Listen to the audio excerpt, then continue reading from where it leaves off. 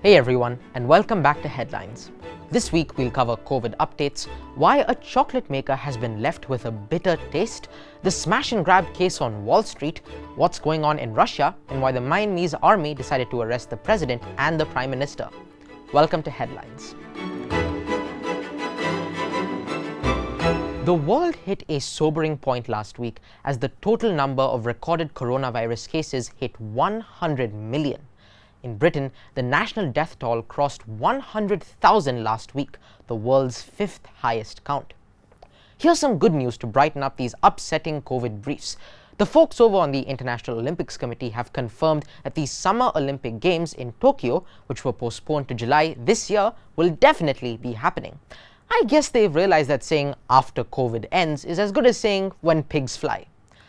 Sadly, among the many COVID deaths this week was one man who stole the heart of a nation and fired the imagination of the world.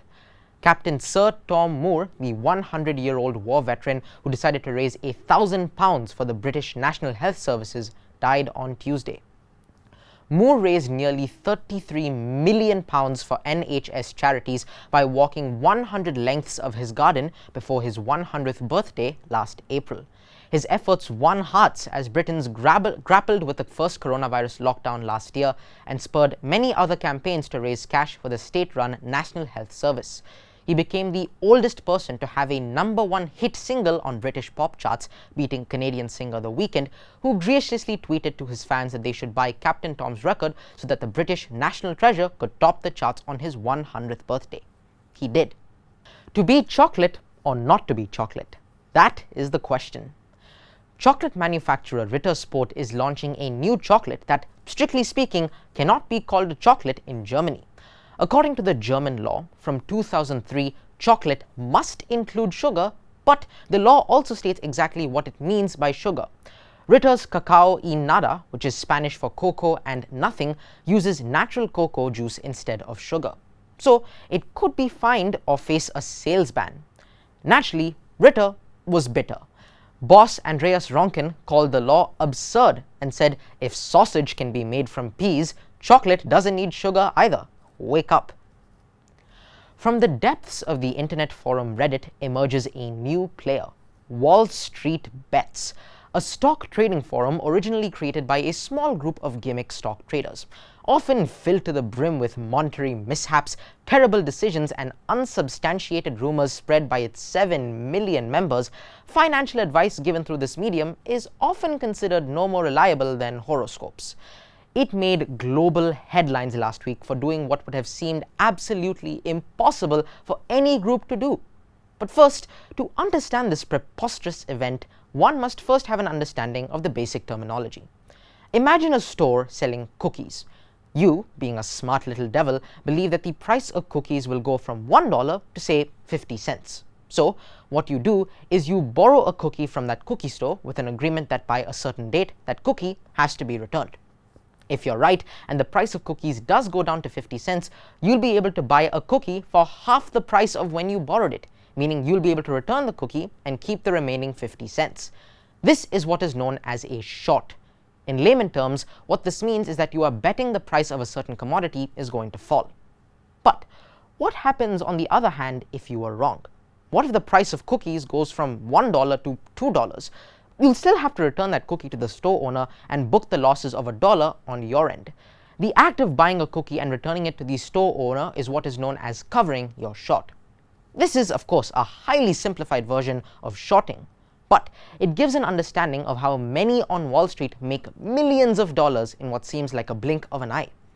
This is exactly what happened last week, when members of the Wall Street Bets forum noticed that major hedge funds bet a huge short position, more than actually exists the stock, on the video game retail company GameStop. Quickly realizing the potential in this, members started buying up tons and tons of GameStop stock, driving up the price of GameStop stock from $30 to upwards of $300. Needless to say, the hedge funds weren't too happy about this. Because of their obligations to return the original stock to the brokers, or the cookie shop owners, they were losing billions of dollars. This was a major financial market disruption that could change the way investing is done. Over in Russia, polar bears are whimpering at the latest news that outspoken Putin critic Alexei Navalny has been jailed for 3.5 years for violating the terms of a suspended sentence. Apparently, the Russians missed all the news about him being poisoned and rushed to Germany for treatment. In response to this decision, protesters took to the streets of Moscow. There have been violent scenes in the city, with videos on social media surfacing showing the police beating and arresting protesters by the busload. How did Navalny react to this devastating news? Mr. Cool just shrugged. Clearly, Putin's not putting in enough effort to intimidate his opposition. Navalny even threw around some pretty savage rhetoric, saying in quote, "We all remember Alexander the Liberator and Yaroslav the Wise. Now we'll have Vladimir, the poisoner of underpants." Last week, Myanmar had another military coup. After the National League of Democracy Party, the political party led by Prime Minister Aung San Suu Kyi, smashed the elections, and Myanmar's military commander-in-chief, Senior General Min Aung Hlaing, who was about to retire, decided that he wanted a bit more action in his life. So, just as a new session of parliament was set to open, the military arrested key figures, including Prime Minister Suu Kyi and President Win Myint, and put them under house arrest. They have declared a year-long state of emergency. Suu Kyi has been charged with possessing foreign-made walkie-talkies, and the military accuses her government of not investigating allegations of voter fraud in recent elections. Goodness, where have we heard that before?